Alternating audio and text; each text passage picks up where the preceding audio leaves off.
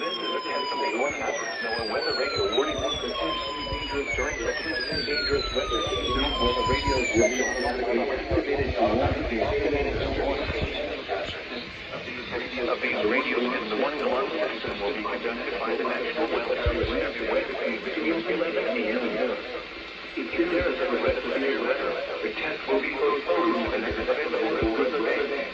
Reception of this broadcast and the warning alarm will vary in given location.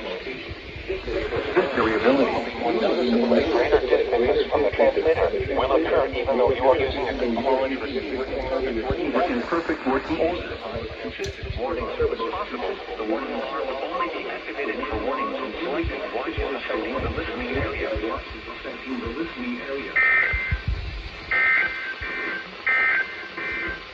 The 10 a.m. observation in Washington at Reagan National Airport of Eastern West Virginia.